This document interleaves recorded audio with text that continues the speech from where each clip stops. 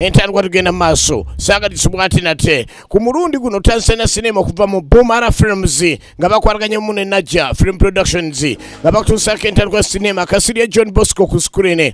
Entandikwa film egenda maaso saagalisibwe Induuka Nsiime nenga tumina bulungi nnyo ekyali entandikwa mulambalamba Bongole Charles nenga kwali ku screen. Ntandikwa Cinema egenda maaso Ssegawa Christopher Ssanyu Musubwati nate mwene itandise okuva mu Bumara Films babiri Vanessa nenga tumina bulungi nnyo ku ntandikwa saga gikunyumiriza ate nate tugenda maaso Mutebi Ismaila nenga tumina Mutebi Isma ku screen. Tandikwa katandika butandisi katandika n'omukyala uno kwegamba biseera bye beddembe ate abeera wano naye nga ate twogerera alabika nga alina akagendo mmoloka yakutegula emmoloka yakutegula asooka ajjayo ebijinji alabe engeri anaatambulamu naye nga alabika sereza mukeera agenda mu maaso ali awo omukyamu gye yava omutemu gye yava najja agwa mu malaka g'omukyalo natandika kola ekikolobero ekyamu nnyo omukazi amutuze kiki ekigudde mu ggwanga omuvubuka eyali badde agenda mu maaso n'okukola emirimu egy'amaanyi ali mu kutemulumula bantu. Ensigo etandika butandisi tulengedde omukyala yatugibwa mu mbeera enzibu ennyo mujuzi Alex Apple nga yali ku lugero luno tugenda maaso n'entandikwa katandika butandisi saagalisibwa ate nate ensigo nga efirimu etandisi. Katuddako mu department eyomenywa mateeka Kyengera ku polisi. Ripoti kutoka kwa vile watu wanasema ati nyinyi hapana fanya kazi mzuri. Semanya Dumba. Tena mimi nasikia hii wanamita Dumba. I want you to go and correct this Dumba and bring him here. What did say chitono nyo? Dumba should be detained. We need Dumba to be detained because the officers are very bad off with me. You please go and bring that man here. Ndiye afande. Afande gene maso n'okwa abasajja ebiragiro bagende maso n'okola obukesi mu department y'obukesi timugende munoonye buli wamu wawaali. Sasa mwende sahi wekwenda tafuta kila fasi ndiye afande kati we polisi asobola okulagira nino bakunoonyerezeeko ng'oli mumenyi w'amateeka n'alagira mugende munoonye mu kitundu wonna musuubira mumunoonye naye mba mwetaaga kuvunula bucokocoko mubuvunule munoonyereze omukyamu oyo. Polisi esobola okunoonya n'evunula n'obucokocoko busuula la fayiri director firimu eno tutandika butandisi tugenda mu maaso katandika butandisi era ogenda okutuuka tulwako amaka getuukamu kyala ali wano embeera akunyankunye nga omanyi ebyensi tuba tulaziresa omwami ono ye maama embeera zaaliko zakwekubiriza nga omanyi abakyala babeera eri abaana. Saaya Sureni arakisa mwami atuuse mukyala teyamufaako yasigala yoza bintu bye n'omwami ali wano embeera gy'aliko kegamba ogiraba nga yakunoonyereza naye engoye oba ozitunulidde ziringa zibalese kuwanga ankalambala embuzi omanye ebbanga lyenkusadde lipoota ompendebeko waakiri naye mazima gali nti togimpangako yatamu yaggwa kiva ku ky'omuzadde okusaba lipoota ng'alinga asaba ssente z'ennyumba nga landiroodi nagira ndi ate taata bangoberere sukulu fiizi oyagala sukulu fiizi aba nini bannange omwami si musanyufu ku mbeera eriwo saagala mukyala lwamujjukira kusobera nazzi kuno baabuuzanga abaami nga wakamulaba ono yatuulanga bw'ayagala ye omwana alipoota agireese nakaggwa era mukulu kaggwa asanyuka ku nsonga eyo kankebera alipoota andi bulungi naye omukyala etambuuzizzaako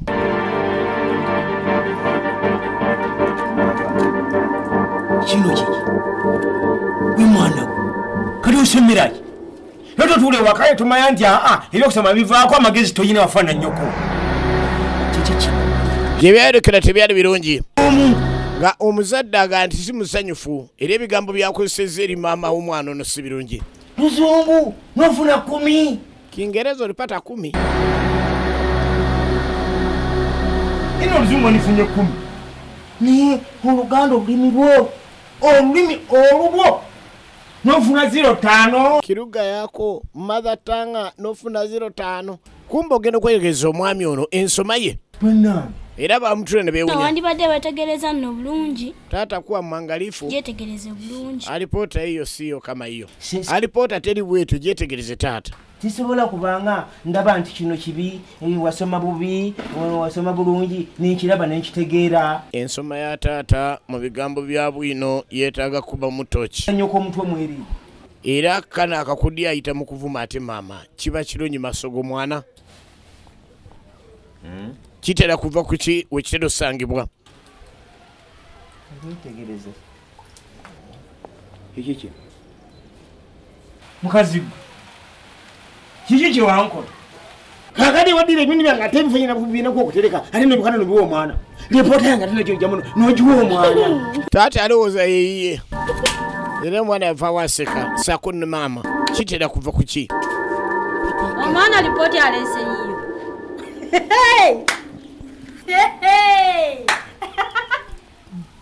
Baba. Tata. Baba. Tocha jukira na Maxi ze wafuna. Tata nakagu. Oluzungu okola kusomeka 10. N'Oluganda. Omukyala atandika agenda maaso nakujerega mu mwami kusinzira kwa ripoti omwami gyeri yagenda nayo maaso n'okusoma ensoma y'omwami teyali nnungi nnyo ate ng'omwana abadde aliko waatuuse. Omwana katipo omwana lwaki yalina ripota ya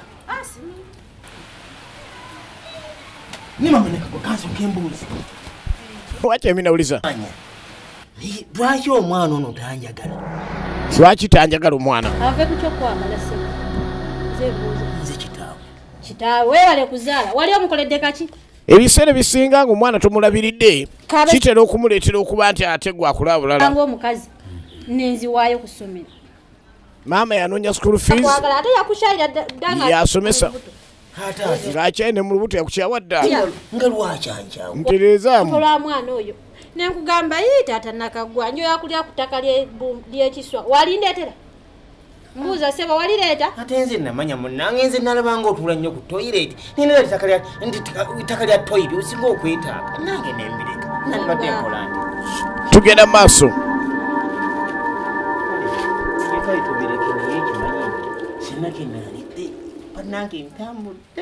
omwami awakatabeerawo ayagala kulya talina kyaleeta waka yennyinimu engula taata emmere gy'osaano wagiguzeewo wano waawo nze mbuuza gwasaba wano emmere wano waawo tomanyi obeera lindako ssebo eno yenkola y'ekibuga yennyini wano waawo ataakole taalyenga nankubadde nakubira neŋŋenda tekitegeeza nti tojja kubanga ozimbazimba weefuula ow'amaanyi ow'ekitale ennyo abange eyo kikufuula mukazi mbu nno ki mwami gundi weetunuulire gana amaka gange nakulekera bulekezi kale giyingire obeere oba wawo jjukira nti ebiseera bisinga omuntu singa agenda mu maaso n'okubanga amako galina naye nga togafaako kikuleetera okuba nti ofuuka kirereese mu mbeera emu oba endala famire erina okulabirirwa mwana olina omulabirira omukyala olina omulabirira n'okukola kintu kikulu gyokoma okuba nti otambula mu by'emirimu nga togenda mu maaso kulonga nkwebaza mulimu kisebo tolina byakola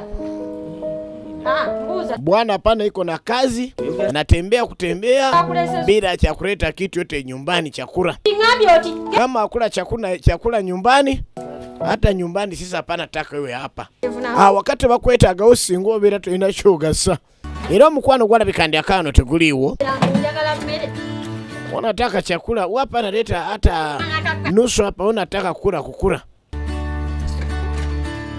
wanaume namna gani kama hapa analeta chakula nyumbani kale nokagwa yatwalibwa talinnya so genda okuvayo ko tuddako ate mulamu bw'abaana balaba abato abawala sad news okusinziira ku mukwano olubuto yalufuna talwitegekedde onswaziza Sharon onswaziza buli kye bakulaba ng'omuntu ofuna olubuto si kyekintu ekyalibadde ekibi naye olufunyo lwetegekedde tebanina musuubi naye gwakoze ekyo kati ekifo ky'okunene wali badde onyamba buyambi netulabwe tukubwa bonyamba anoonya amagezi seeking advice from a friend. Wekyo naye akasajja ke walufunyemu ne mazima ddala kasajja ki mazima ddala ke walufunyemu. Teebereza engeri mukwano gwo gy'agamba nti omwami gw'ofunye alinga buno obuti bwe baliisa bu chopsticks nga tasiimiddwa n'akamu mikwano gyo. Kituufu kyali saanidde munaakigambe oba? ngenda wanzansalira ku magezi. Kiri eki kyengenda okuyambamu kiri eki. Mi nataka saidie wewe kitu moja, abortion. Tufanye abortion. Ni hapana wezi. Sinza kujja mu lubuto. Nga nawe kyana gwoli kataala gwe wafunye embuto nkugamba amagezi agagenda okuyisaawo era oganye kati. Mimi ni rafiki yako mika kirimingi mimi nasema kutwende kwa abortion unakata. Amuganze tugende olujjemu. Bwoba tulujjemu sinange gye ngenda kuyamba. Kati kumwana mwala kundabika ye. Lubuto lwo yalufunye. Emyaka gino gyalufuniddemu obulamu bwe era omuntu yalumufunyisiza afaanana ati aye banna ye Kaggwa tugenda mu maaso akola biki Kaggwa mu bintu ebikyamwetoloddeko bwe bwavu ate byasinga otegera kwe kulya amabanja ate nagwe yebuzizaako negajidde omusajja alina munne Kapiito byavuka bakukyoti era ng'omuntu ow'okusatu gwe batambula naye atabasuulirira ye Ssebwavu abali ku lusegere. kano kali musajja kali muntu mupya ku kitundu yandibadde atuwa emirimu fe abantu abaakuno aganye. Kapiito anoonya kye bayita emirimu, alikuwa anatafuta kazi. Rafiki Kaggwa alikuwa anatafuta kazi kila fasi. Tuba tuyo mwana agobeddwa school fees asibiriwa Kaggwa tata takola baba pana fanya kazi school fees kwa shuleni wanataka school fees Tagenda kumpa pepa nga situddeyo sente. Biseera by'exam. No exams. Ndowooza olaba Kapiito. Ndowooza babigamba. Batumye emirimu tewali ssente mwana wange bamugobye. Hakuna kazi. Hakuna pesa. Shuleni wanataka fees. Sasa tufanye nini? Bano nyichokola Kapiito kataala. Kaggwa katadoba. Gende wa mama wo. Rudi nyumbani kwenda kwa mama yako. Deka gende wa mama wo. Nakaggwa. Koje. Kuja kwanza. Omuita kolaki. Sasa. Tere zino ziraba. Ona pesa hii. Gendo zoba somesa. Bagayizi eziriwo awaddeyo binusu buswazi. Obutagula de break. Byakulya bya break. Omwana nga agenda ate mukwano gwakyawo ababu atyo nga katala gwe kalindako sitegedde Kapiito kiki kyokoze olifanya kigani ndi nyambi omwana wezinisiza ku mwana wani bwana mimi naona mtoto macho yako kwa mtoto yangu bogambye Ozina tezikulemye bogambye wapa niko na pesa tulina sente kyogambye sijja kukkiriza ebirala byonna kamba omwavu negwe kundabikayo kulanguzanya n'omwana wange ate tannaba kwetuuka omwetunuuliza bwoti linda awo nzije goja mimi nakuja onekano nafikiri ati miko mtu wa kucheza uyinza tusinikira binyo kumwana namna ulikuwa naona macho yako kwa mtoto yangu hiyo kitu mbayo naleta rugezigezi kwa mtoto yangu singanziramu okulanga otunulira ebisobyo ku mwana wange bwoti kati nkoze mu sente bagambye nti abawa abaana sente balina batunulira bati nja kukutemera bwerere wano kyokuba omwavu tekitegera kunfula kitagasa mbenga sina family olwokuba Kaggwa kituufu yali n'omutima gwa family naye nga tena mulimu ate embeera ze nga zakweyiiya nnyo gwabeera naye Kapiito talina ssuubi biseera bisinga emikwano nagyo gy'ofuna gisobola okubaako ne gye gikwongera singa oba olina emikwano nga gikomaawo giba gyegyo naye mukano we gyali obadde omwagala Kapiito avaayo wali abanja agenda ewa Kaggwa bavudde tebakanyiza mpulira agenda ate neyekweka yeye yuko na deni yangu mimi natafuta mimi hapana hauna yeye mimi nataka pesa zangu musanga yangu haraka yuko huko haraka wewe kwenda nyumbani yake yuko huko niliwacha huko unja kunyuma yale kama mlopye ndio lije ali muleseyo keba yombyemu ne mukwano gwe Amwendulidde weddeni abanja. Wakati Kagwa alikuwa anatoka nyumbani, aliona mwenye deni anakuja, bamubanja. Abanja zi. Kagwa kwewola asobola n'ekyasinga otegeera kwe kwoguma babanja nga tezinnajja. Era kyeyazaako kwe kunoonya ngeri kijagwamu kava sekulwanga giwunya. Ate mu bifo gy'ogwa Kagwa yagwa kavaali. Kagwa yagwa kavaali. Alawo bamubanja amulaba. Kapita ngambye omusajja waali. Kapita yandopye. Rafiki yangu ndiye alisema ati niko nyumbani.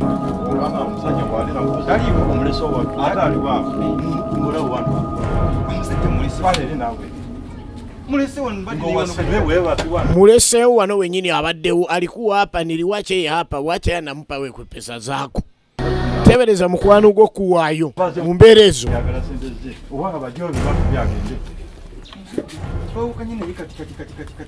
Sahi nilikuwa na yeye. Agudde kavali omusajja tamulaba okwetegereza alikuwa hapa. Sahi niliwacha yeye hapa. Makati nilitoka alikuwa hapa. So tudako ku street yenu.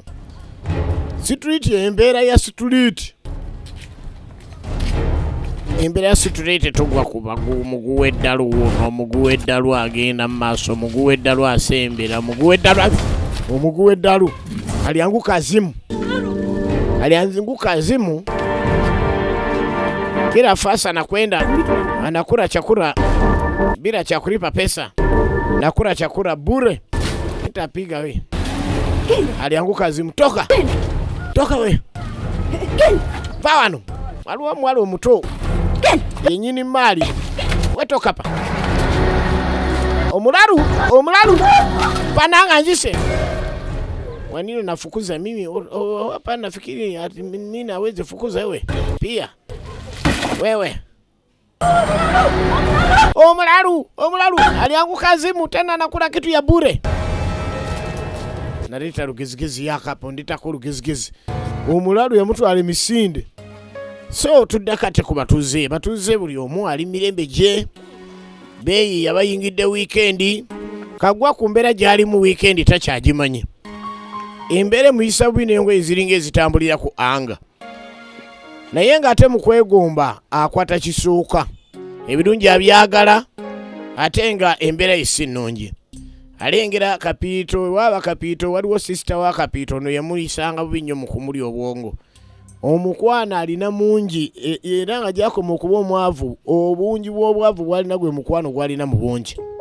So tuddako mu church entukuvu. Musajja wa Katonda agenda maaso n'okusaba. Man of God. Mwana yasibira ku church. Mwana yagiye wa pastor musabire. Mwana wange. Ku nsonga z'okusoma. Kuddibwamu kuli mu mikono gya kitaawo. Naye pastor tata tomuyingiza mu bino ebintu kubanga sigwe bagoba school fees. Omwana yazze kwegayirira Katonda amuyambe kuba taata ye sigwe bagoba school fees. Tebereza omwana otuuka mu mbeera eyo. Buli kimu kyonna ekyo kigenda kwanguwa. Pastor, at least if nigayo sapanso oba muzungu oba muki naye w'abantu alanja kukkiriza kubanga okusoma kunkwagala. Kitaawo tumuteeke mikono gya Mukama Katonda. Zibeeza tusabeeko. The more you pray for your father, the more your father will be blessed. You'll get money, you'll go back to school. Singa tata ugenda maaso n'omusabira, gy'okoma omusabira, gy'okoma emikisa kugifuna n'okuleka n'ofuna omukisa ogudda ku ssomero. Pastor, nina ensonga ze njagala okukubuuliramu. Ne taata azze ku church. Pastor, nina ebizibu bigoola banze. Baba alikuja kwa church. Simanyi nkoze ntyo. Nataka Mungu asaidie. Kubanga Pastor, ondaba ngenze noonya emirimu tebamba. Mimi natafuta kazi, mimi hapana kazi. zivuza akasente akasente siwali. Pesa hakuna. Kyokka ekikulu kya byonna muwala wange ensonga enkulu tasoma. Tena mimi nataka mtoto yangu akwende shuleni. Pesa hakuna pastor. Kazibu pastor. Pastor ina ku bazungu ntero kulabanga mugenda mubuulira enjiri. Waiko na Waingereza. Mimi nataka upeleke mimi wasaidie. Mimi naona wewe kila siku na wazungu wanamona kwenda kila fasi kwa gospel. Wange mugezi. Iko na dota yangu iko mzuri hapa najua kitu ya vitabu. Gwanga. Yeye kakiri mingi mtoto yangu huyo. Ilidwa omwana owekito nafanaga na Kongo. Hakati musumba.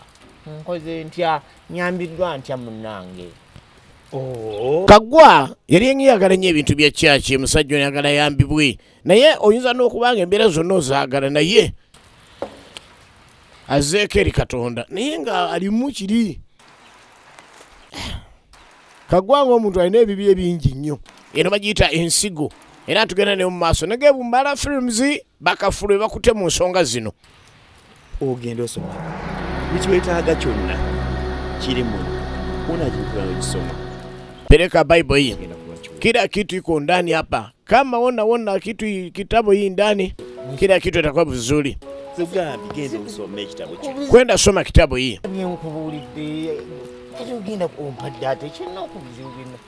Nilikuja na problemu. Tena ona mumba mimi vitabu. Utafanya nini sahihi? Twali kitabu. Unachikuwa ukisoma. Kama unafungua unasoma. Kila kitu itakuwa mzuri kama unasoma Bible. Bonong. Mwana go byate Bible yenye malira bate bamugobye ogwokubiri. Kagwa bamukwasa Bible. Genda osome Bible eno gibikule. Wogibikulire ebizibu byo bijja ko biwedde. Agobye omwana abaye yamugobye. Ekyaddirira Kagwa mu butali bumativu nnyo. Yagenda n'ekitabo. Jukira ni Kagwa amanyiddwa ng'omusajja yali teyasoma bulungi. Era ennyukuta ya A yali ng'agisoma agivunise bano abagiyita va. Ekireka ni bambi embeera ya Kagwa yasigala nga si nnyangu n'akamu. Era nalabika ng'obulamu bwe butambulira mu mbeera enzibu ennyo. Wabula nga alina ogenda maaso n'okunoonya obulamu. Wadde nga teyali mutuufu bulungi. Ebintu obutonotono obwo yali muzibuzibu, mabanja, kukuluusanya baana b'abandi mbeera ndala nnyo. N'amaka ge n'atuuka okuba atakyagabeeramu ng'omukyala amulaba embeera zino ez'okukayana sijja zisobola kanneeye naye ali nsonyiwa n'enzira awaka amateeka teganzikiriza kubaawo omwana simulabirira mukyala. Embeera zonna obanga toli bulungi toyinza kusobola maka. Naye n'amazima nago tutunuulira Kagwa gamufaanano gatya gamulabika. Akubanja bwajja osaanye odduke nga tonazifuna.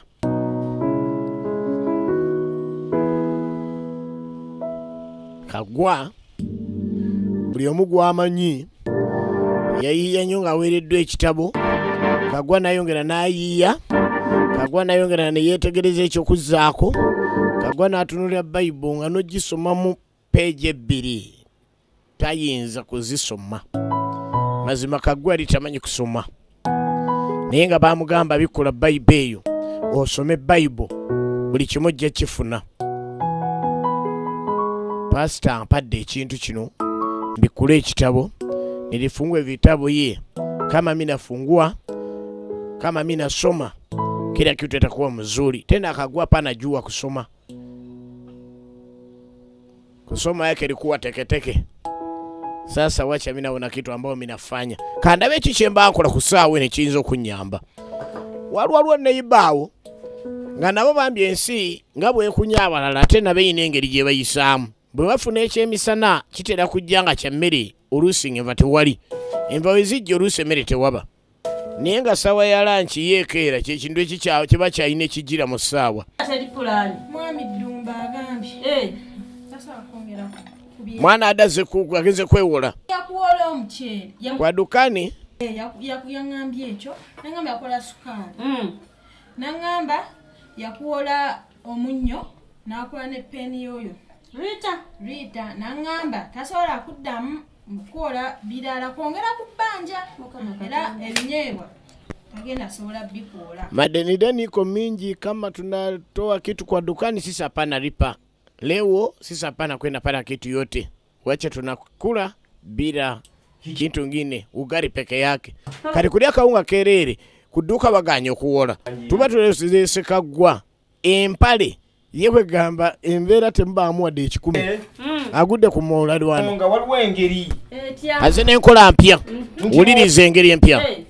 okungula Wanji ojokoma okusiga n'okufuna kuba Katonda muzibu. Yesu agamba nti siga nnyo ofune nnyo. Kati mubulize wanjiri. kati nze sigeki.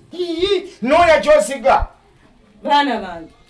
Mulowooza tugenda siga kaki? Nkugambe ki maama? Kagwa kati mbu musajja wa Katonda okusinziira. Awo ofune. Ngaze n'enkola egamba nti what you reap is what you sow.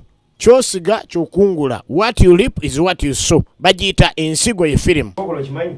Emmere giri. Kati muleete maluku okulaba emmere yo kuba mwetaaga kusabira.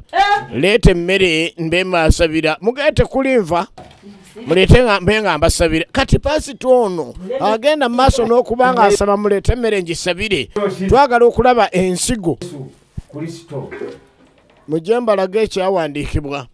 Leta emmere. Leta chakula, leta ugali, wacha mimi naonyesha. Hii ni gospel sasa.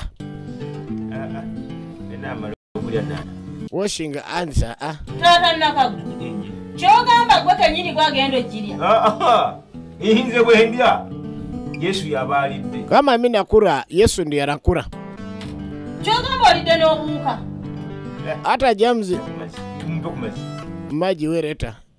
Mita uga kama mimi namaliza. Sasa wacha mimi nakura Jesus atakuja saa ngine. Mimi nakura Jesus anapata. Now you are reaping. Kati osiga. Osiga owade pastor osiga kati yonsigo osiga. N'amazina atumye. Naye olaba akamere ke tulina ate ketusize. Olowooza ye muli abaawulira atya.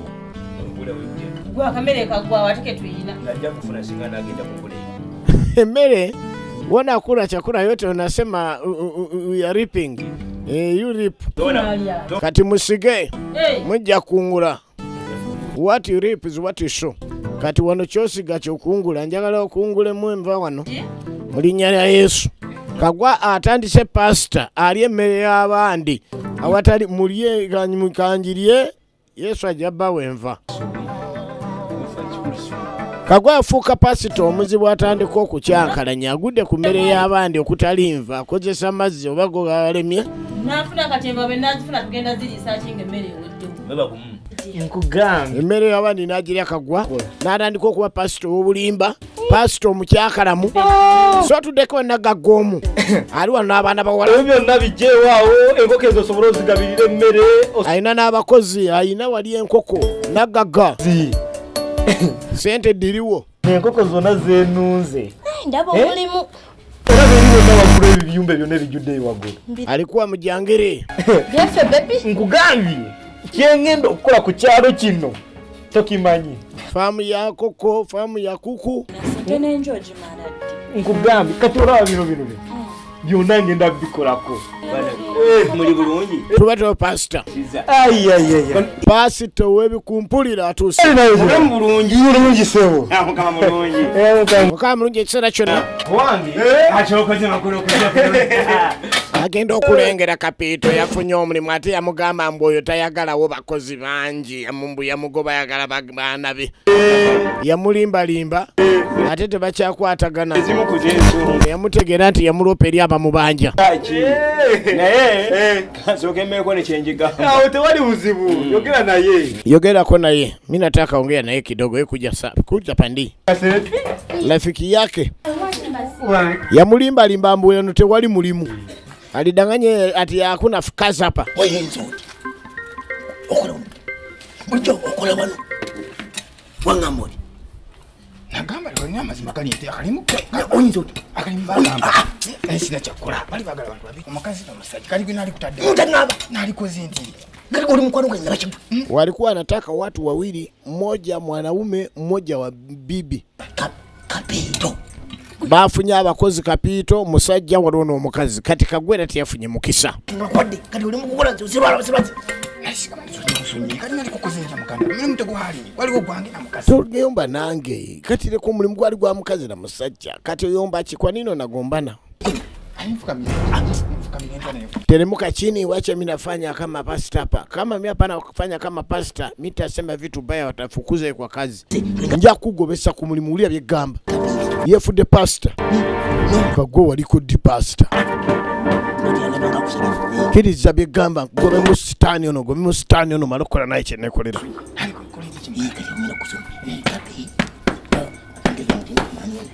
Kiri za tabikulanga ku Bible. Ajibisa agisibye byakozako ebikolobero mu ye pasta agabe emikisa teyasoma tamenya kiri mu Bible eyo ebintu byonna biterere bitereze ebyo byokulabya enkoko bogole bigende biveyo bigende munno mugaga ebireje zolekedde omaliriza mu mazi nayenga we balikola ladde wanyini kifo Mbuvu kirabika mugira kukikulakula nyate webale kujja ku kitundu kyaffe yasanyukira nnyo ndaga gone yakajja mu kitundu era nga amulaga mu pastor omulungi akwatagana mu mbeera sonna ali no mukama akongera emikisa akuwe emikisa konsabidde emikisa watu agenda ofuneka n'atandika okufuna kasente emikisa kigambo kyokka mukama akwongera emikisa kikuweesa sente singa ddala byogera biba bibyo bituufu jjukira nti no master ng'oyo oba pastor asobola okwogera ebintu nga si mutuufu naye ekigambo kyayogedde ne kisigala nga kyo kitambula mu linnya lya Yesu master omutuufu bagamba do as I say but don't do as I do kola nga bwe ŋŋamba naye tokola nga bwe nkola era ogenda okwegeza embeera gye zoolekedde nyansensebuse akati ntiga beerawo beera nesekubeerawo konna owangalinga obugulu bw'eggongo akugabira emikisa n'agigaba mu lulimi olw'eddiini n'agigaba ne mu lujjajja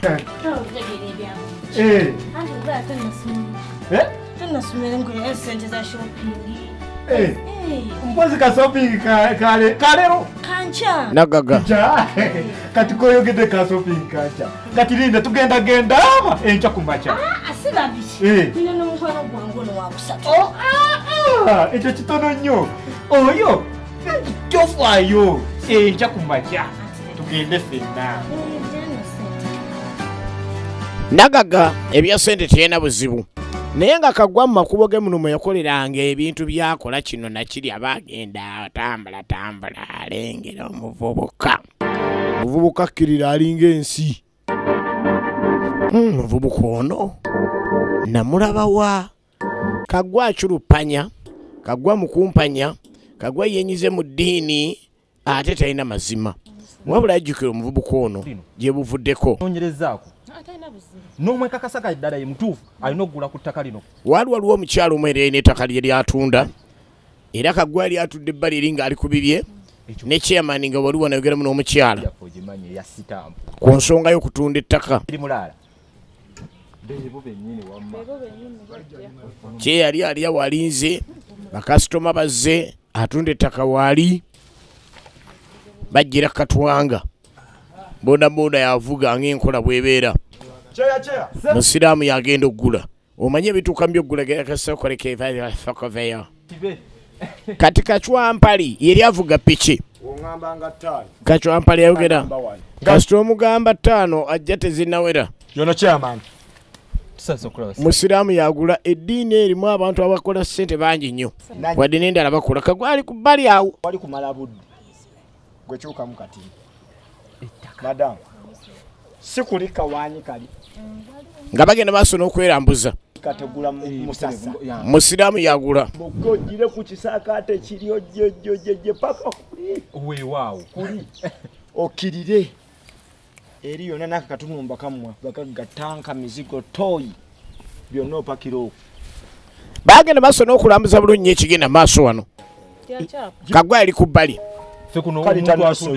ttaka lya kyapa sure deal era magenda maaso n'okugula ettaka kino kiba kyangu nnyo ebiseera bisinga yabisobola basi ziringa 3 omanyi ku kyalo kino ebintu bikola mubwerufu byonna byagenda maaso nga kagwa alengera era musiraamu n'alabika nti yali akkiriziddwa buli kimu kyagenda maaso bamubuulira bunene bw'ekitundu ettaka gye mune container zimera kuliko alina wano olukoba enalwa piki kunoonya olukoba olupima tooke olupima obunene bw'ettaka aliye manga ono atuwe ku lukoba lulirwe twapimisa wali akatooli taliyo yafiiriddwa buloka boda talulina nekiya talumilina nennyini ttaka talina wangisebe ate obirese mukama wange Tyson engeri gyali buloka omugozi kye yakola amugane wayi kangene enfuna olukoba temulina lukoba kankwe emitwalo 2 ngende ndabike nga ndeeta kankozese ku pikiyo nzije ngende ndeeta olukoba olulungi kuba saagala gula ttaka lya kunziba. Tyson yali yaleese omugagga era nga Tyson amwesiga bulungi nagagondo kuba omugagga aba mugagga agenda okugula ettaka. Ka Tyson alina okubeesabeesa omukyalo ono aleme kuvaawo oli aleete mangu nnyo mangu olukoba. Tyson ali wabiri buloka nga atandika. Tyson avuga picha te buloka wataka oyo omumanyi tuli wano naye oba omunyiga otya oba otya ffe twagala ki bino byonna Kagwa yali abirengera naye omulimu guno Kagwa teyaguyingiramu.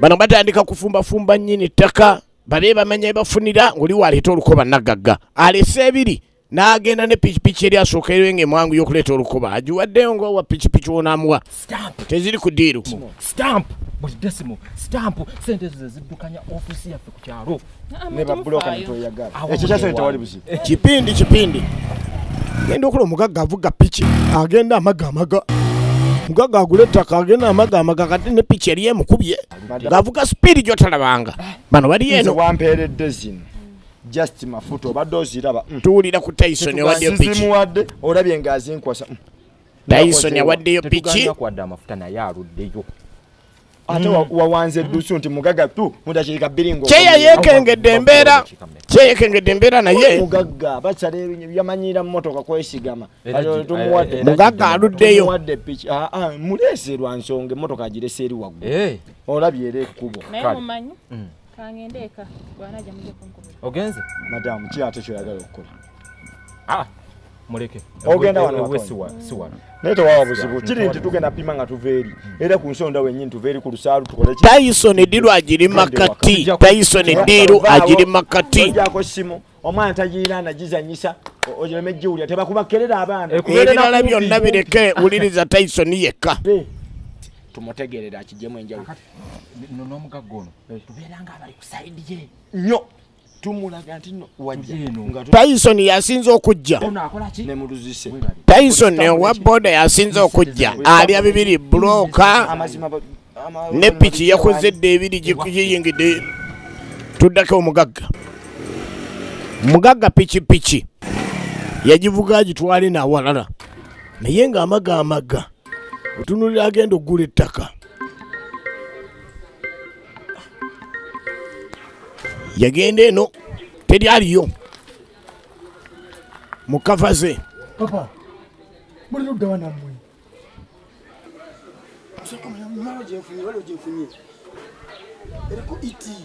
kumba omugagga pikipiki agiguza emitwalo 2 abaddemu bbi pikipiki agiguza emitwalo 2 byaffe byabakema twagala tubikola mangu senga wali waso Tyson tannabako kyazuula nze nina omutima omugagga nawe mba nkozo nagewulira Tyson yekka mugenda fa bwavu bakolimira bino babiriko nga Kagwa ali kubiye abalina sente bonna eyenkola bamalagiyimba leka ali muyimba w'amayinja teeka mu loudspeaker network modam namba bagambye teriiko kakazi kekoogera esimu teriiko byo giyimiriddemu Tyson yekagoba otunuulira omanye nti ku nsi wulira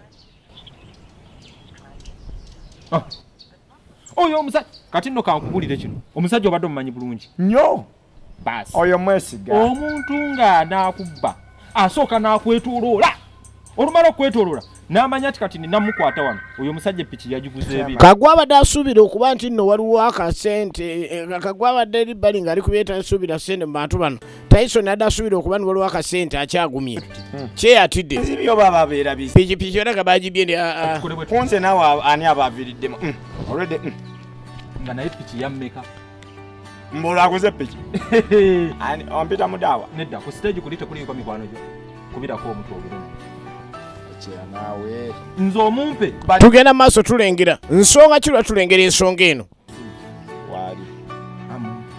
Oyo. Kyazova malwaka gwo kulengera omuvubuka atambula kirira. Eyakaiso girabyeko. Nasobola okujukira katulengera bano. Tyson tandakiriza. Mubiru nze cheya. Kakati.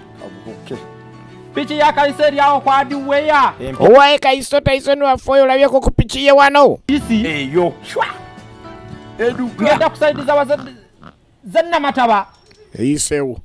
Asose kulya. Kale nja kuddira ba nja kuddira. Asose kulya. Yayideda. Jambo akutte kulwe namataba. Ate tunjukire bulungi ennamataba. Tyson Kaiso.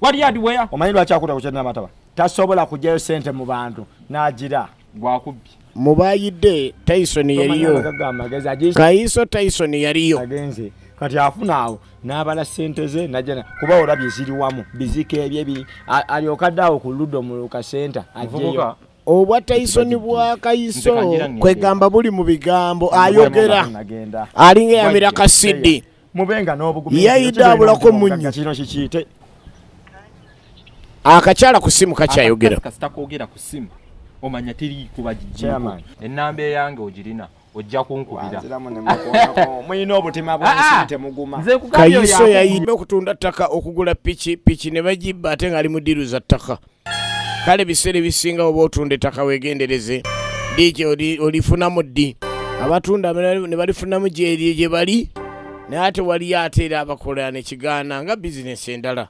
bizinesi esigala bizinesi kyekifundikirwa kakati Kaggwa alengedde omulenzi ono n'amwekengera nnyo era yeekengedde omulenzi oyo ng'alina kabwino kamujjukira akatali kalungi kuba Kaggwa ku kyalo okwo yabeerangako nnyo naye nga talina nnyo ssente naye nga yeetegereza nnyo bannakyalo katuddako ku balalu twetegereza abalalu bano yongere okumanya ensi bweyimiridde abalalu bano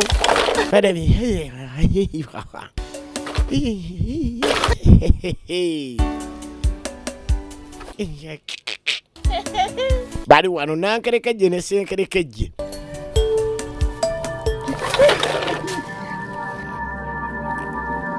n'abawayitawo ne bamulaba basigala baseka balengedde Kapiito yalinga ayagala nnyo okukola bagenda maaso balingiriza buli ayitawo bagenda maaso n'okuzannya buli ayitawo bamulingiza oluvannyuma ennyo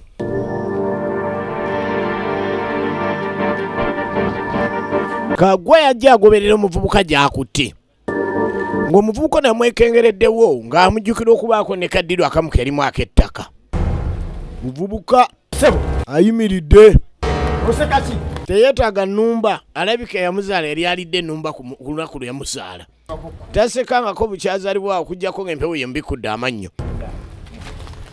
okimeze wange tomanyi ge mazima naye nga nakulabako wapa najua mimi tena niliona wewe fasi moja nga gamazima nzize kugamba kino azenga mubulizi muvubuka ko ine ebijja bikulondoola ebikubuzaako obukuliro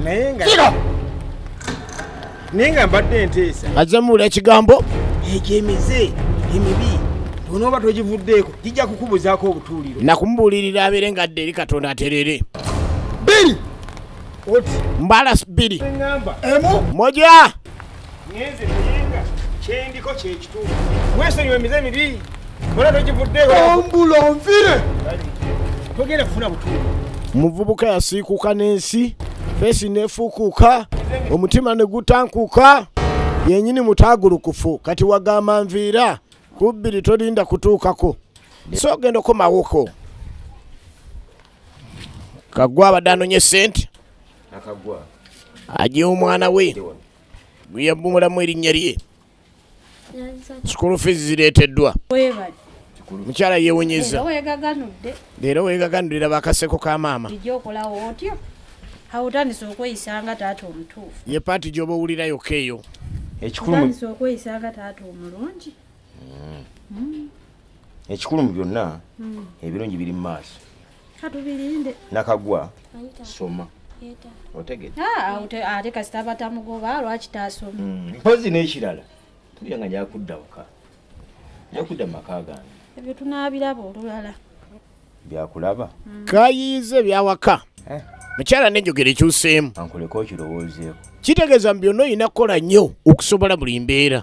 Amaka gasobola okuba agago.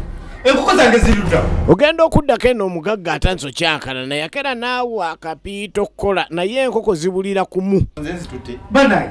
Alina abakozi babiri omulenzi omuwala. Sibuuzo ono. Mubuulizirwa ajja.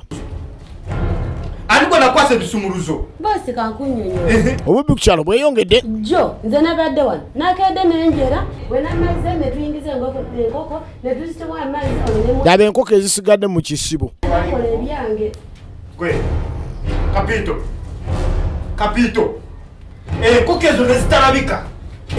Omugagga lutuwamu. Nzanyisa okula. Nizireta pasita. Onyi. Mukama mulungi ate bano. Kona tabwapa. Nze mane mbadde ngeni. Okwetegereza nga bano waliwo obuzibu bwazze mu faamu. Gambi kiki ekigenda mu maaso wano. Kati olaba? Iye waliwo.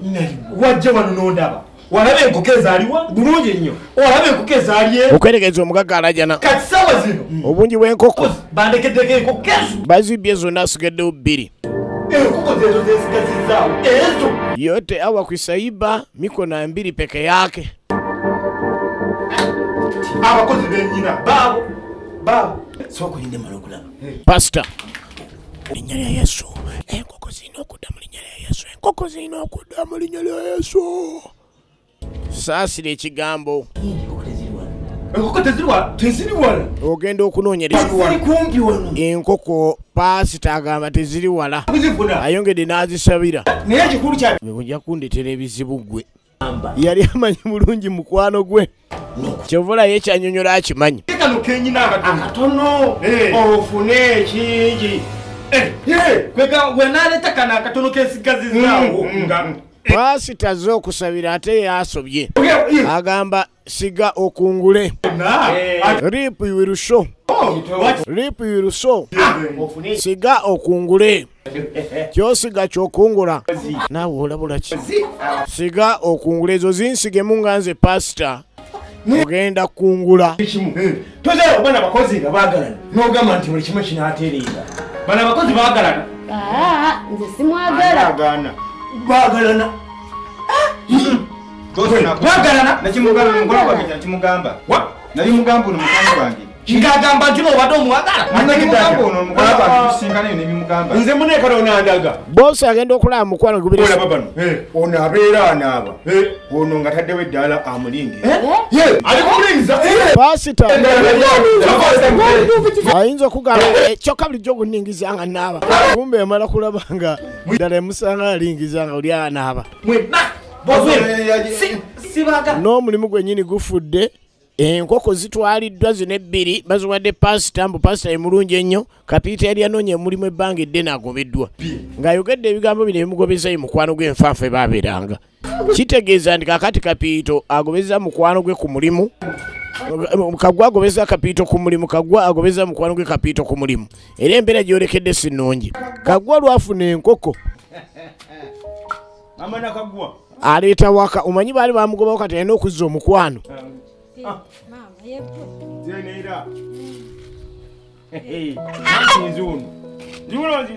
Eri ebbali pasita naye ng'enjiri gy'abuulira amazima temuli okuva ne Bayibuli Kagwa tagibikulanga naye ebigambo byayogera byokka kyebimutuusizzaako.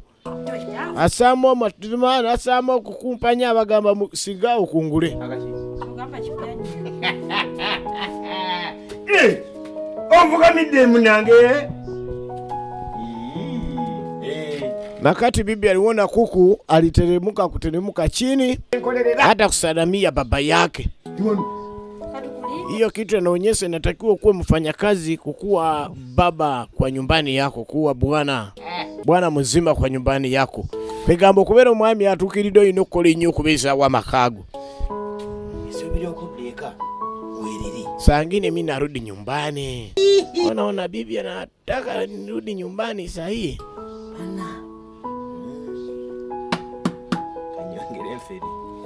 Anyongere mfere mbeere nga ndi feke pasita ngende mu maaso nkole byenkola oba oli awo binanyamba gye bujjako amaka gatansi okudda enkoko yatwalako ne wannamwandu gye yalyanga ebyobwereere mbuno nabo abasizeemu enaku nowesiga katonda katonda olina omwesiga buli omwesiga nawe ofunamu ate ani akuwadde enkoko tatanakaggwa yagiyatulira luli emmere yaffe ako akawunga ke yalya ekisaa kijjeewa leero twali tusiga era nakola ki nakuleetera enkoko ago ge makungula ogirabye ate buno obukulu we left it's time to sow kaakati mbu baasigale bakungula gero bakungula enva zo tuzifunye naye ate emmere bazinova naye ate emmere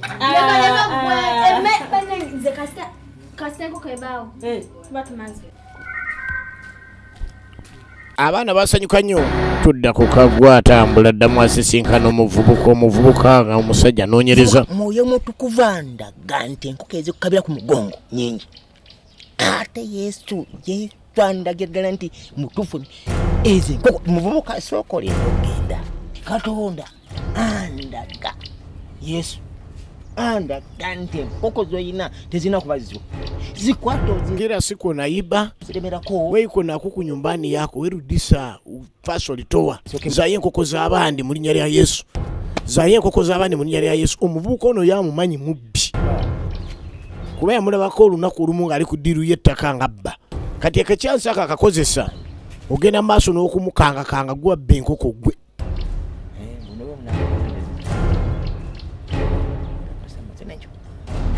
era omuvubuka engeri gyali omubbi yatya nnyo omusajja ono anemerako luli yamugamba olina ebizibu bingi ebizibu ebyo byejjeeko kuba omuvubuka yattanga ku kyalo yabbanga yakolanga ebikolobero byonna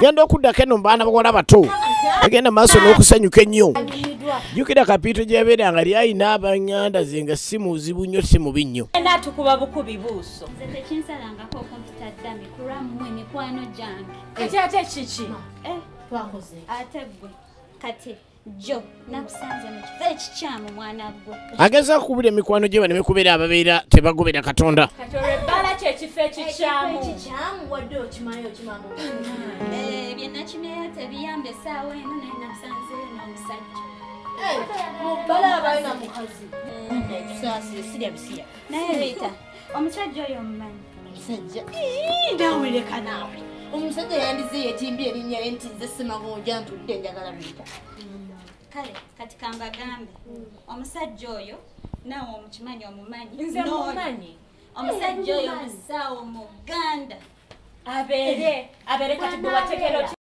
musawo muganda oba si musawo muganda va ku musajja wa munno kyonna kyonna kuzibako omusajja simanyi nabimanyira naye nze nva kumwe siisa baleero bali mu kuyomba kapiito bamugobye ku mulimu munyiivu nnyo yazza awaka byaganye agala kubeera namukwano ginswaza yogera ku kyeba tukusaza niwoyogera ku kiggala muba okuleka kuula nava mu kyalo nga nze kukola esente zaabwe tulaale nyumya bibuuzibwa omwenge nga bakuwa ngugamba bive ebyo sibimanyi bananzita ntulita bamuziisalwa gamba akungu nawe oyagala kufaanana nga ffe beemu Rita Daphne igwe muve ku musajja oyo ayagalayo omuveeko bwomedize gamba kimu kapaati ako kabamaama bokka katukawulire Farida oba yambala bikooyi ebizibu byabireeta baalinga bagenda maaso n'okukuula nga kyekintu kye basinga okwagala ekibatambulira bulungi ennyo era mu kubuulirirwa okubaako ng'abaddako eri katonda ne kibabeera kizibu nnyo naye nga n'omuntu gwagenda maaso n'okulabula embeera zizaali ndala siisita n'avaayo wa kapiito bagenda kulya soga bagenda kukuula tiimu kukuula naye ng'ennaku kapiito gy'aliko kikiggwe munaayo osimbye enkondo ku ttama kiki buzibu ki mbuulira munyiivu mbuuliraako naawe weekubagiza kiki Kaggwa ajja kukiraba nangobya ku mulimu angobya ku mulimu nangobya ku mulimu munindeko mala okuwuliriza bulaza wange Kaggwa nze nali mmanyi muli bamukwano nangobya ku mulimu tunagenda oba nedda Farida jangu tugenda gye bigenze tebibadde birungi nnyo nga balina kukola ku kimu kya kweyongerayo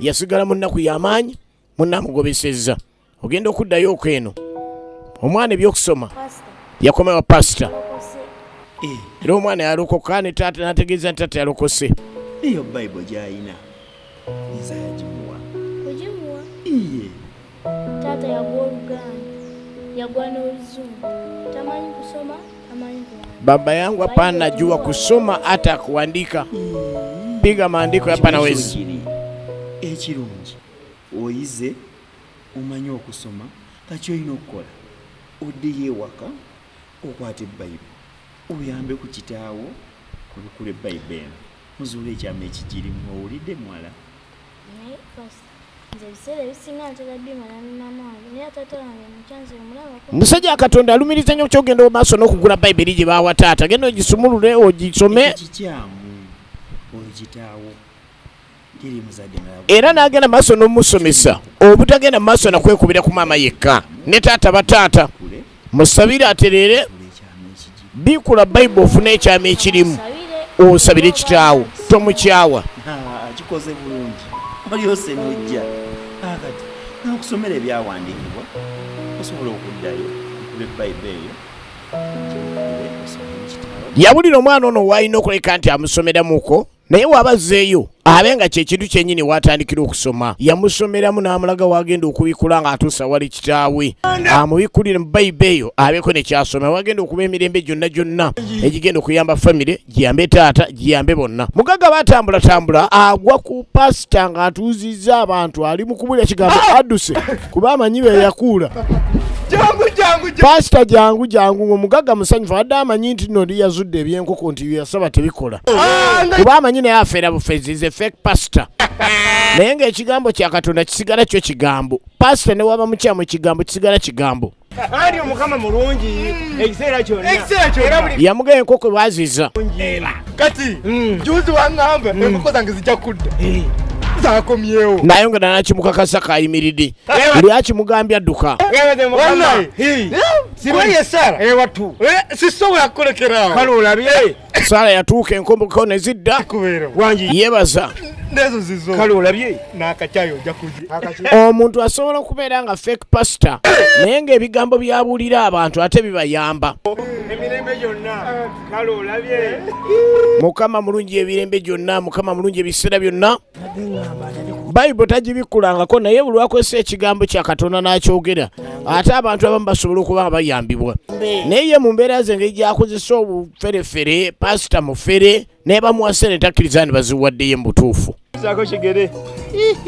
n'amanya nti kati kunyuka agenda ndaba esiru zaako kigere ndabe nga ngenda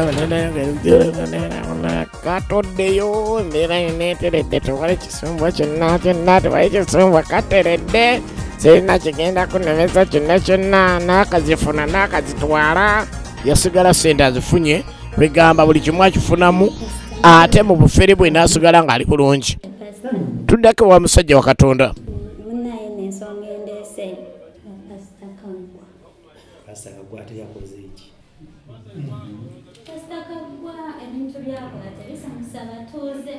pasita kaggwa y'omu ajja kubakondegaze ki essente atwala ebintu by'abantu omu ku batuuze yajja nga yemulugunya wa musajja wa katonda akumpanya akola ebintu ebitagasa ebitajja mu linnya ly'engaani nga pasita abatuuze bonna bamwekokkola abatuuze bamukooyi ebiseera ebisinga omubuulizi omutuufu bw'omutuukako ng'olina okwemulugunya era asigala buli kimu akijuliza katonda era embeera zonna gye zaalyoyolekera yasigala ajuliza ekintu kimu omuntu mulekere katonda gwegenda maaso nakubeera mutunuulira naye ng'omusabira tomunyiigira musabire ajja tereera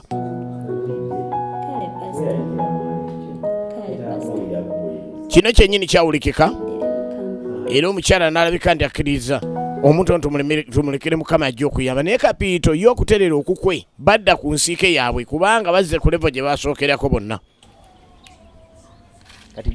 naye ngo nalina mukumanya ne mukasende kati kagwa afera buli kiramu twaleta embeera eno akusabira nagamba nti kyosiga kyokungula what you reap is what you sow kawulaganya ebbanga naye gwe oli muntu nabaki kwega nti genda olawo omulimu nogenda omugaga tena ogamba nti omulimu teguli ekyo kanga gyeguli nga gwe gweyagaliza okukola tandika omujjukiza wannemesa tusaba ffenna omulimu ogenda ogamba nti gwe wekka akeekyo oŋŋamba teguliyo kumbe oyagala ogenda okola nondeka wano kati nteredde onsumbuwa gala saagala Kagwa siganya ebyo byonna bikola mbikkiriza naye nsonyiwa tuddemu tukolagane empaana eggweewo rafiki yangu forgive and forget guli mukwano gwange weerabire biri byerabire osonyiwe tufuna otunga mutonga gwe mbuye kati ye mugagga afera buli kyamu fake pastor mukwano gwange nabaki bagiyita ensigo esinema gyogenda nayo mu maaso naye nga nage Bumala Films be bali mu kintu kino makati era singa sale mugezigezi yali ankwatiriza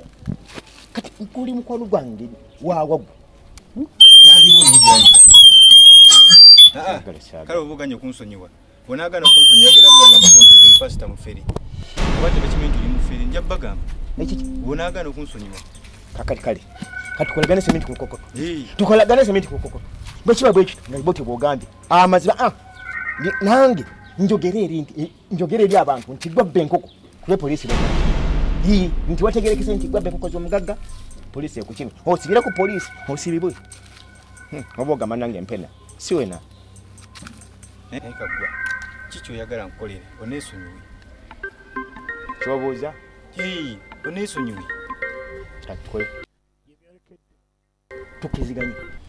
tukiriziganye ondeki bw'okuba kukusonyiwa tukole tuti kati kuteesa kyekiyinza okuyamba okumalawo empala neeyo okkiriza oneesonyiwe bwenkigamba okikola nga kiggwa kati omanyi okuzeewo mukwano tusigale nga tukyakwatagana pangira manyoko ate Kagwa naawe olimbamu ani akuwa mwanyina era bagamba ku kyalo nti mwanyina wagundi yafumbiddwa Kagwa ekyo sikikiriza siri muntu ndi mubi newankubadde oli muntu naye era Kagwa kati okiba nga kiganye tusigaleyo mu mbeera gye tubaddemu kama mulungi ekiseera kyo Bible tegita sisobola kugita gomanyi enkoledde tugenda okuddako ewakagwa leka n'okuleka basita munnange gino ekintu kye yebaza gino ekitabo zinalabanga munnange ankoze ekibinyera munnange ekitabo takibikulangako naye ebirungi byakijjeemu munnange mutabidde ensonga zange atampadde kino naye gomanyi kinkoledde byonna babiraba bannange simanyi nakumanya pasita ebintu bya mwalawo ozana biri bulungi ensonga kikolo kitabo kino wabona etaaze mbeerayo ku kyaki mukama abeere naawe musajja wa Katonda teyogera bingi yamugandigwa byonna wabiraba ekitabo byonna walaba omwana w'omubikkulira n'alaba nti tewali mutawaana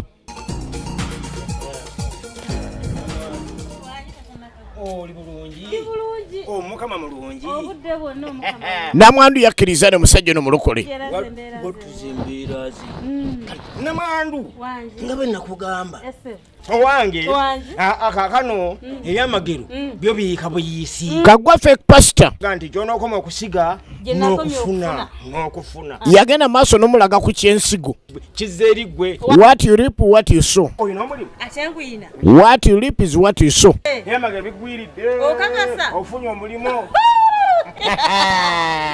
mukama nga mulungi bannanga akadde otegedde lutwamu mumanyi kakano nnono yagaba omulimu alina omulimu kale nno munange kyoba olina okukola kwekwongera okusiga gyonokoma okusiga nokufuna the more you reap the more you sow walutwama okoze otya ngenze kukola naye nga namwandu ensigo namwandu ensigo pasito ono teyazanyanga ku kyensigo ng'agamba ati namwandu olina okukola ki okusiga ojja kungula olubuto olukula ate wankakana bukati tuzeye wananyene loboto ewaka yakagwa kano kimu kyateredde dda bwe kali ebibyokaabo bukaabi biguma ebyokaabo biveeko tubitotaana kutawana kati pasita mulamba bimbadde mpulaninga bimaze okutuukirira kakati bwe budde buzze waka kakana tuula olabe kiki kyendeeta manya nti kati pulani zange zonna zembadde nnoonya buli kimu ogenda kukwasako ebyate ye yakaka omwana muwala n'amufunyisa olubuto ndika naawe ekiyinza okusobokera abantu bagenda kukuwulira fake past ono nako ng'ebyo kati gwe wafuuka nze gwe tuli omuntu ogu ku kigambo muka owulidde kati gwe genda bugenzi waka ati tebajja kululaba tebagenda kululaba ku pulani eno gyenafunye kino yo leka n'okuleka genda bugenzi waka Ate era olubuto lukula. Sigenda kuluganya kukula terugenda kukula. Zi pulani yawujazedda. Akozesa bino bwakuba ku kitebe kyamuwebwa ekitukuvu kyatasobola dde okubikula okulaba. Tugenda okuddayo. Zubbi akeera azuukuka. Zubbi mweralikirivu embeera. Omanyi ku kyalo kino Zubbi yatandika okunoonya omusajja ono yandabawa nsooka kupima okunnumiriza. Zubbi atandika okujjukira olunaku lwe yali agenza okubba lwe yabba pikipiki ng'alimbye mbw ayagala kugula ttaka era agenda okusimbula pikipiki eno. Zubbi kyajjukira obulungi ennyo nti Kaggwa yali waali era Kaggwa yali yamulaba ng'ajjawo pikipiki eyo. Kaggwa yali alina byayoza ku bbali awo kuba Zubbi aze yeebuuza kumbe ono mwana kyali yandaba nga nsitula digi mwana. Era yazula nti si musajja wa Katonda. Is not a man of God. Buli gy'amanyi nti byayogera bya magero kubanga musajja Katonda asobola okugamba ekigambo nga teyabaddeyo n'otegeera nti ddala kyabadde kituufu. Musajja Katonda kituufu naye ajjukidde nti Kaggwa yamulabako ng'asitula ekiziringo olunaku lumu era Kaggwa waba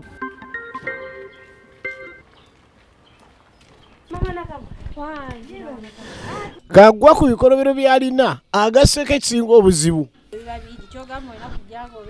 Ogenda okuddako ene wannamwandu ajja kusinkana omukyalo ono yagambibwa okuba ndi mukyala Kaggwa ebbanga lyonna era nga ye mukazi we amanyiddwa mama Nakaggwa. Nsonga ki zaamunnyonnyola wuliriza tunulira. Yafuuka omuntu obuvunaanyizibwa atya ate nga ye muntu gwe twalaba ku kyalo nga yenna ali awo nga nkusaasira n'okusaasira nga webakutuma ekisasala lwotwala taata Nakaggwa kyennyini naye nga nkusaasira neŋŋayirira mukazi munnange mu basajja bonna ono omusajja bw'ati bw'alina okubeera naye Mukama Katonda mulungi okuva lwe yalokoka yafuuka omuntu obuvunaanyizibwa taata Nakaggwa maama ow'obuvunaanyizibwa yennyini era n'essaawa ya kaakati ye muntu gw'osanga ku kyalo n'omwebuuzaako n'akuwa ku magezi n'akola atya buli kimu ekirungi kyonna kiri ku ye. Mu nsonga zonna zonna namwandu ono yasiima nnyo era yagenda maaso n'okulagayo okusiima kwe kutuuse ku taata Nakaggwa byakoze byajja akola byonna bali mumenyi mukyamu awa bujulizi nti yatereera gijjule agenda maaso n'okuwa obujulizi taata Nakaggwa owange nga ngikwata nga ngimuwa namwandu awa obujulizi ku bimu ku biraga ndi mukulu Kaggwa yatereera ajja kukola ki ajja kuwa ng'omukyala omukkiriza annyonnyola mukyala Kaggwa aludde nga takyafanye kubba mba ndi awo ngajja nga ndeetera enkoko eza omanyi Kaggwa kati alina eddene nga ŋŋamba enkoko emu alina eddene endala ya mama Nakaggwa wadde alijja mu bikyamu naye ng'alisaasaanya n'afunira era eddene lino yaleeterako ne namwandu maama n'akufunira omulimu kati mukyala Kaggwa atandika okububa kugamba we yandigufunidde n'agumpanze mukyala we maama atandika okububa Kaggwa yali yamusulawo ebbanga ddene ate nakulabirawo omwogenda bwotunuzaamu omukira kati omusajja engeri gy'aleeta kantu awaka omukyala atandise okububira bba tolina byakola tonzijukiza nze nakugamba ku musajja ntabuka namwandu yamwogerera bimansuka mansuka n'okumansuka obadde ngambako biki nsonga ya taata Nakaggwa alina kasente alina ku mbeera ennungi kati basajja balina kukola nnyo abasajja tulina kukola nnyo si buli mukyala nti alina okwekyanga mu mbeera ng'eyo naye nga ekituufu kyetaaga kukolerera famire.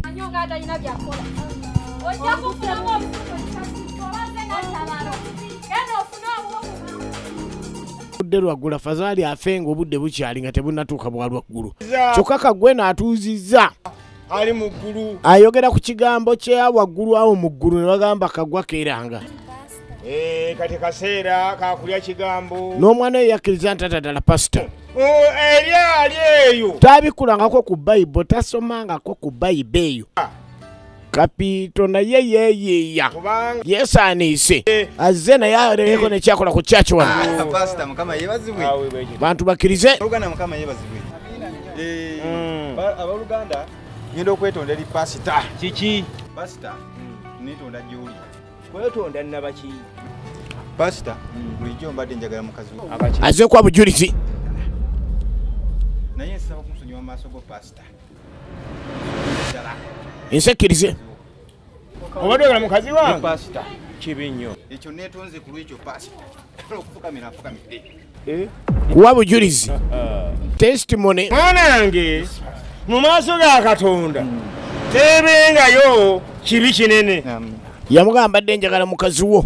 Mwanange oli free era osonyiddwa. Bayongera okulinzandirira pasita bannayi musajja wa Katonda yennyini. Bw'omuntu asobola okugamba nti badde nkwagalira omukazi ate n'omugamba nkusonyiye Mukama akuwongera okusaasira kwegamba oba pasita aba akoleddera kintu kyamaanyi nnyo. Kumbe Zubbi wuna asalinkiriza Zubbi asalinkiriza. Zubbi agenda mu maaso n'okusalinkiriza yita kuba masiikini bo tabafaako tabeetaagira ddala. Masiikini agenda mu maaso yeetegereza. Masiikini agenda mu maaso n'alaba omubbi. Masiikini n'alaba omubbi. Masiikini olwalaba omubbi kumbe masiikini alina smartphone. Bulijjo masiikini wa smartphone n'aginyiga. Tudde wa masiikini omulala mulalu naye ali eno. Masiikini ku kkubo kwe basula kwe basiiba.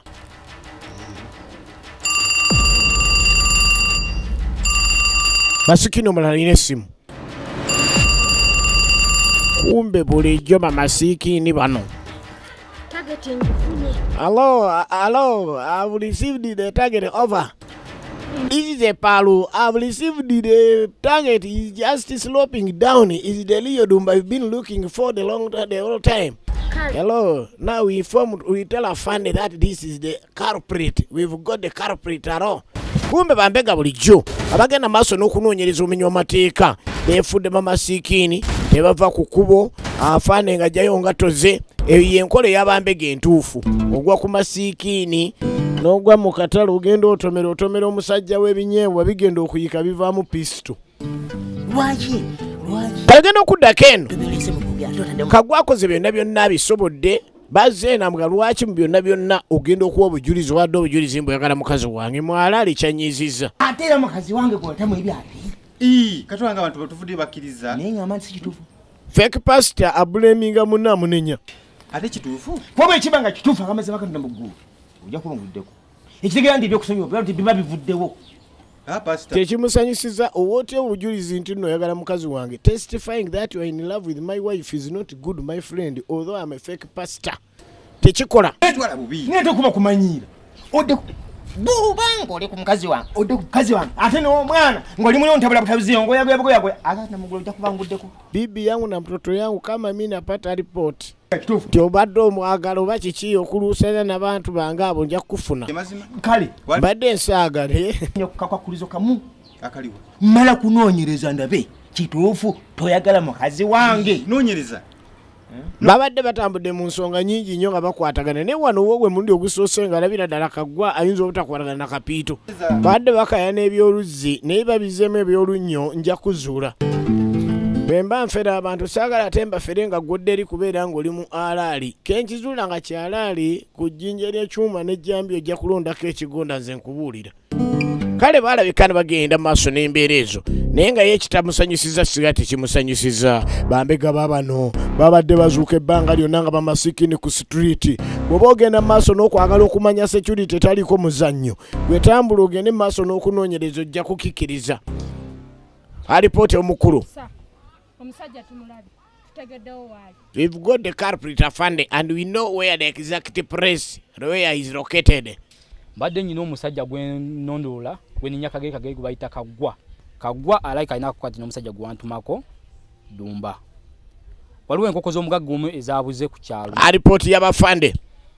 Nga baŋŋamba enkoko z'omugagga zaabuze. Mukola okunoonyereza okwange ssebo eyatutte enkoko ezo ye mwami gwe wali wantumako gwe bayita Ddumba. Mukama wange Ddumba abeera mu kabuga akenajjera akatawunya akatontono era nga nategedde obulungi wabeera.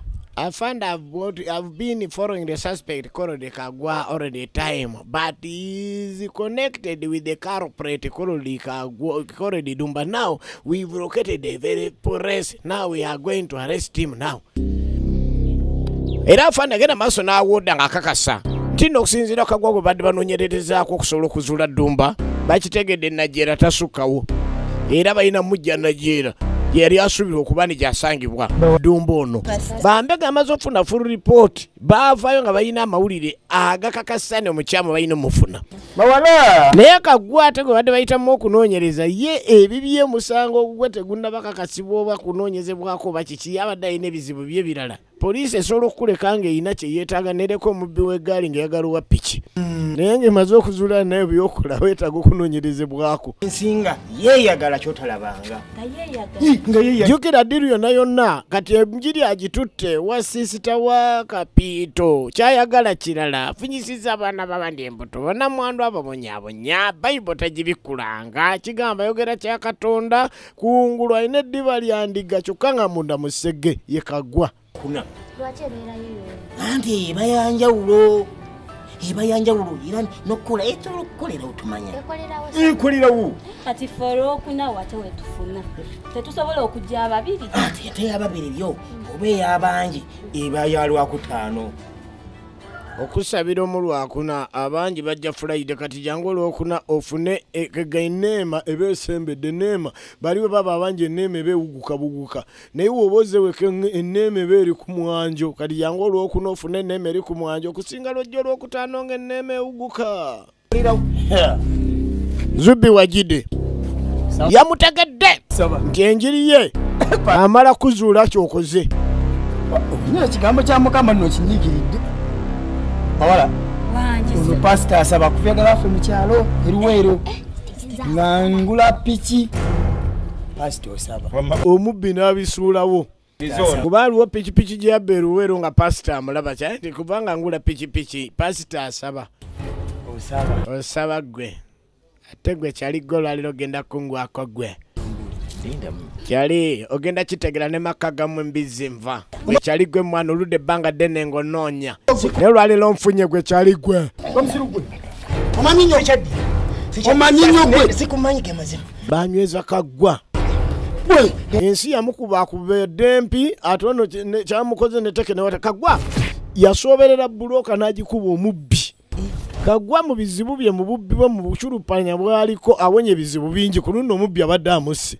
Era we yasobola osoberera omubbi Kagwa emisinde gye yajjayo ng'engabi we muyise aba ye tamanyi kudduka.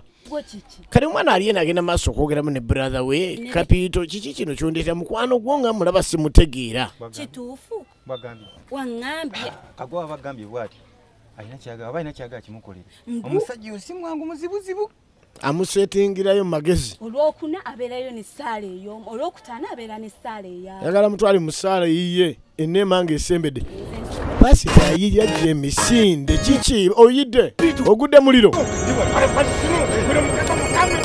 kubira poliisi ebikyamu biri wano kubira poliisi esooka ejje kati oba ekiddaka ababbi bale ku kyalo yangwa kubira poliisi linda mukagwa ogenze kamukubire olaba mukwano gwo mulalu oba kati laba byakola akambye okuba essimu kiki kitegeeza naawe oli mulalu gwabadde amusetingira bulazer agwadde omuntu amusetingira omubbi tamulabye oza talibye mubbi nkuba yabwerera essimu nkuba mayinja soka embeesonyiwe teebereze mwana muwala oyo yenna abadde amusetingidde Kagwa mukwano gwe abaana abalinzi mwegendezeemu ku nsonga eyo ono gwe baakubye ekibulooka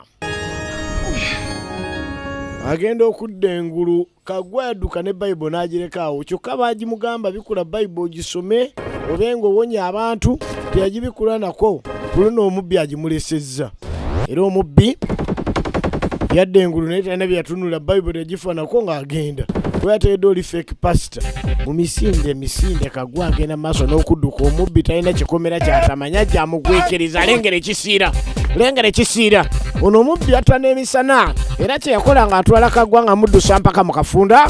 Kaggwa abaako ne waduka ne Kaggwa ategera ekyalo. Kaggwa ategera ekyalo kuddewa pasita azeeko mu makala b'omwana gwe yeyamba namwa Bible nanneebaza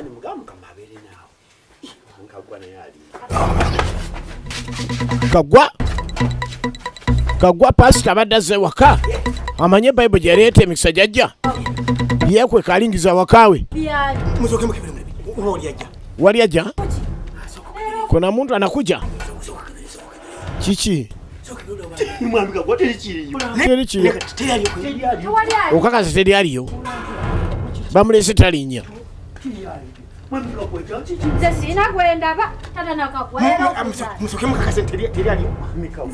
Minisita Kaggwa ekimulese emisinde akimanyi mukakasa teryaliyo bukyangalya binyonyirera liddemu mpa abantu mubbi abadde amusse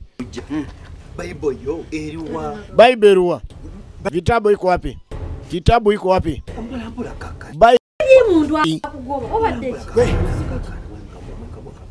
Bible tajibikulangako kyokka pasita badde azze musajja akatonda ga pasita ogimu wa Bible yagibikule tomenya kyagirimu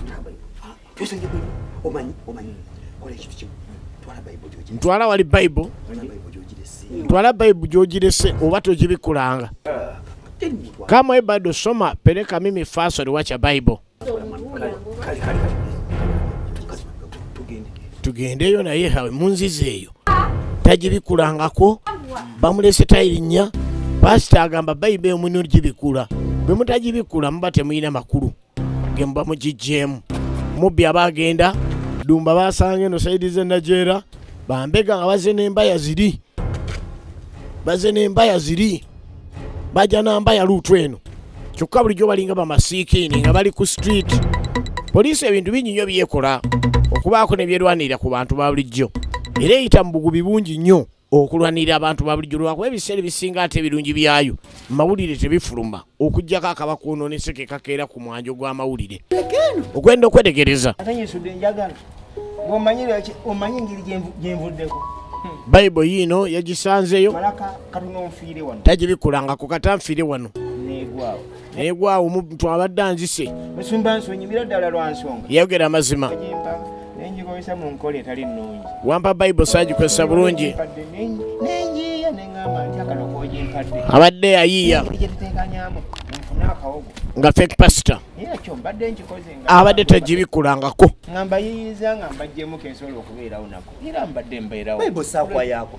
saakwa ogenda ogibikule munda olabe ekyama ekigirimu uliriza kino wajja ku chachi mwala weyagala mu nilikuwa mimi nataka ufungwe Bible nekwa Bible ogenda ogibikule olabe ekyama kino ekigirimu ate nze nategeera nawe nakagulimba najja nekusomera ebyawandiikibwa ogenda oyambe ku kitaawo ensula gye yabikulira Nakaggwa yali alina okubikula mu Bible mwe mwali ebbaluwa y'abazungu ekkiriza omwana ogenda okusoma.